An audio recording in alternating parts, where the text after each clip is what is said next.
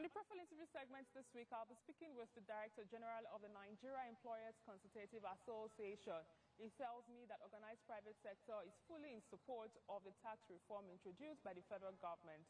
He also spoke about the possibility of having a robust economy in the year 2025.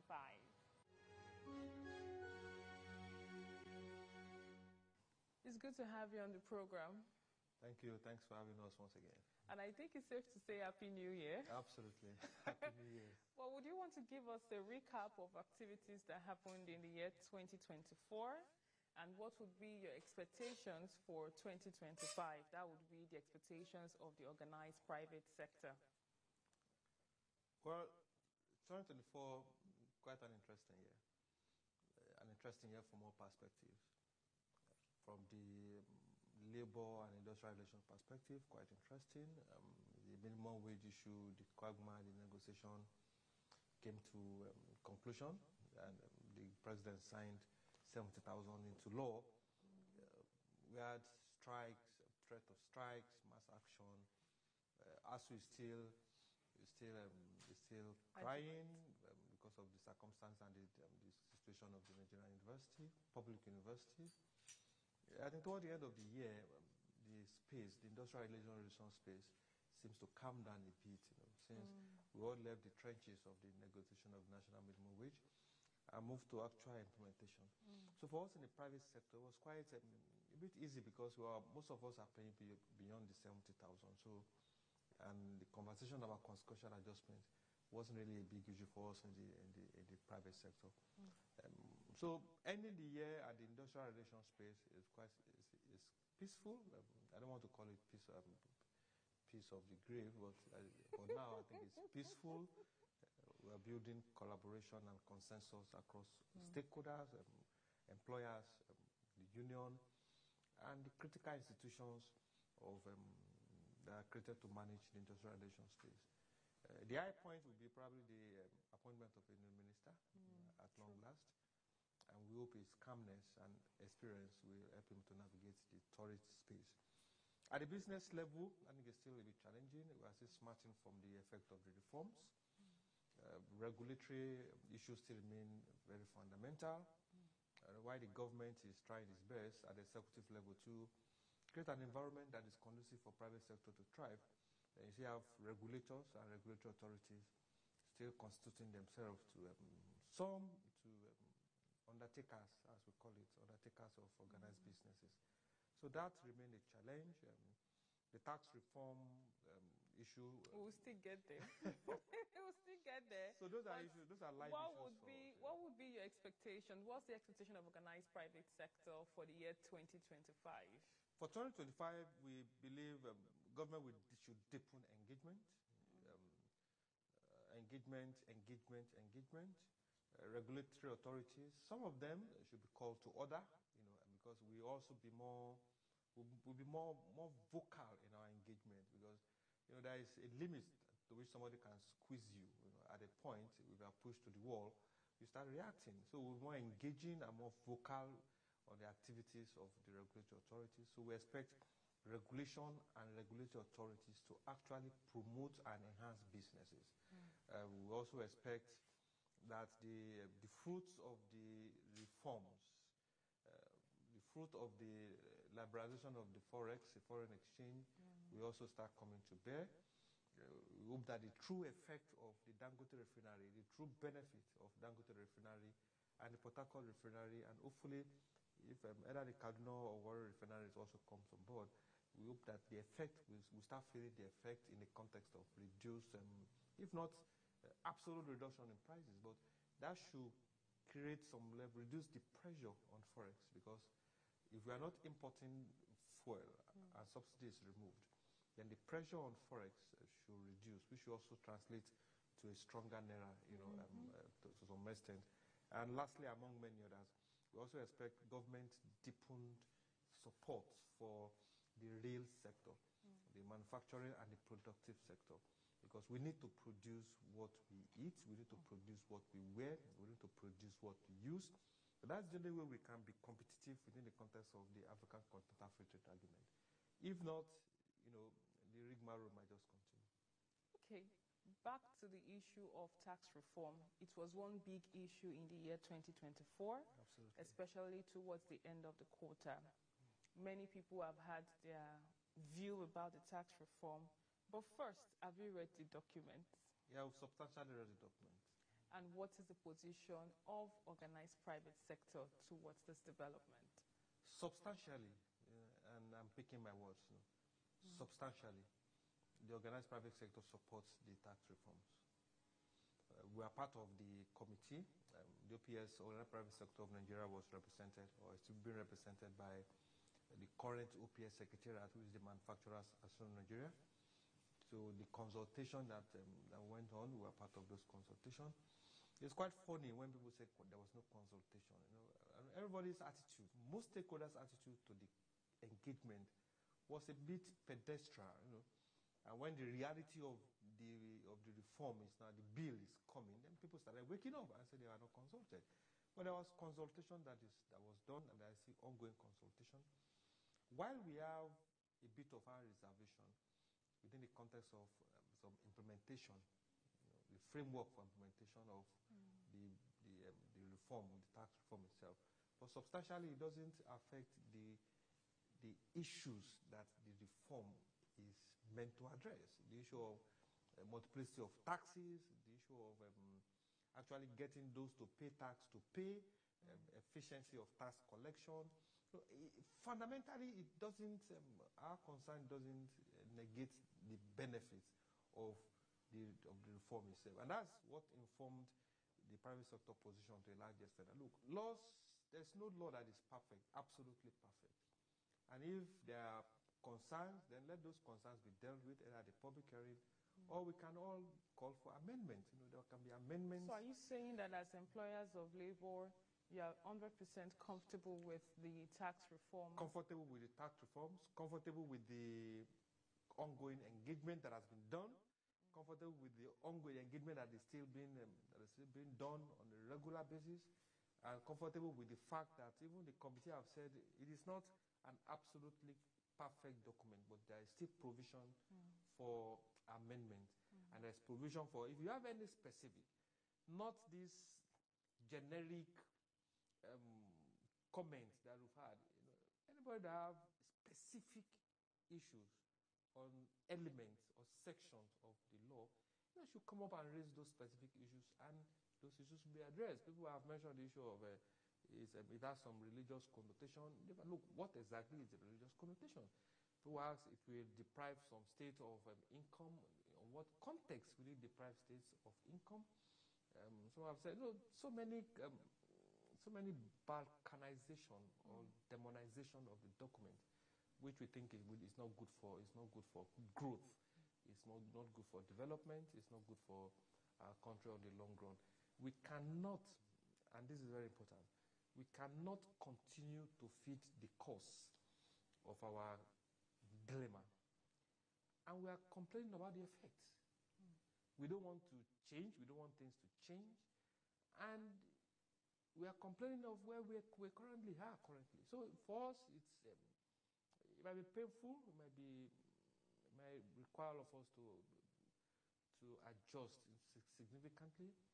It might force the states to also be much more innovative and productive in the context of administration. But for the private sector, which is the real engine of the growth of the development, I think the components that affects us in the context of multiplicity of taxes, burdensome operational efficiency with the context of tax administration, and those critical issues that it will resolve, I think it has a quantum benefit for us. And that informed our position. Suffice to say that while we have our concerns, those concerns are also being channeled to the appropriate authorities so that they can have a look, or they can be guided when we get to the point of implementation. All right, good to know that. However, going back to the fact that organized private sector has a lot to do with the economy in terms of its contribution and what it brings to the table. In the year 2025, what will be your expectations towards engagement with relevant stakeholders to ensure that organized private sector actually participates effectively? First, I think The Honorable Minister for Industry, Trade and Investment said something a few weeks ago about the need for deepened collaboration, I think, which is going to be the currency, the oil to drive this economy moving forward. The need for deepened collaboration between all stakeholders. We're working actively with the Ministry of Industry, Trade and Investment. Our Excellency Dr. Jumoke has always been open to engagement, even when she was at PEBEC. The new Minister for Labor and Employment is also bringing another dynamics and verve to the engagement. And fortunately for us, we'll also be having, as you are aware, the third National Labor Adjudication and Arbitration We'll Forum. get to that. So those platforms are platforms that we have deliberately created to influence the economy, as it were. The risk sector must be productive. The risk sector's productive capacity must be harnessed. Because that is the panacea to the unemployment rate that we keep talking about. Nobody will create jobs in this country except the private sector to a large extent. So we must get the private sector working so that they can create jobs, so that they can contribute to national development, as it were. As the private sector pays its tax, government makes revenue. As they employ more people, those individuals that they employ, we also pay personal income tax. So getting the private sector to be active and productive is one of the fastest ways to get this economy back into a growth trajectory. Okay. Somehow you seem to preempt me. We are all aware, or various stakeholders are aware of the annual NECA adjudication and arbitration forum. Can you bring us up to speed on what should be the expectations? I'm aware that it's happening in February. Absolutely. How much of the stakeholders are you bringing on the table for this? For us, I think it's one of our definitive contribution to the ecosystem for the labor and industrial relations. The closest to it, the closest to it that you will have said is the closest to it, is the National Labor Advisory Council, which has been moribund. And in the absence of the NLAC, there's no platform where stakeholders in this ecosystem can actually gather to address issues that concern us. NECA came up with the National Labor Adjudication and Arbitration Forum. And we also want to commend the National Industrial Court for its support and the value they saw, the president of the NIC saw in that platform, because he's also a key player in the International Labor Organization. So the forum for us will bring everybody in the ecosystem. The employers, the NSCTUC, the institutions of labor administration, led by the Ministry of Labor, the Industrial Arbitration Panel, Michael Imodu National Institute, the justices of the national, everybody in that ecosystem. I think for us, everybody has been invited. The diplomatic corps has been invited. Fortunately for us, we will also be having the Director General of the International Labor Organization coming to lend his voice to the conversation about labor administration in Nigeria, and also reinforce the importance of Nigeria in the global community. Sometimes we underestimate our strength in that global forum. And there's no better DG to come than the Director General of the oldest United Nations agency, that's the International Labor Organization. So we're having the complement of all individuals, that is who in Nigeria, in Africa, and at the global level, both joining physically and joining online also, so that we can continue to shape the conversation concerning labor and industrial relations in this country. Suffice to say, the last chairman of the ILO governing body was actually Nigerian, the Nigerian ambassador to Switzerland. So we didn't maximize as a country is sitting on that seat for 1 year. It was like we never existed. I think the conversation should start changing so that we can stake our claim to those very critical United Nations agency organs, basically. Okay, finally, while we have high hopes, maybe renewed hopes in the organized private sector and also in various other tripartite that constitute the industrial relations. While we have this hope, what would be your message to the federal government and relevant stakeholders towards ensuring that they're able to create more jobs for Nigerian youth?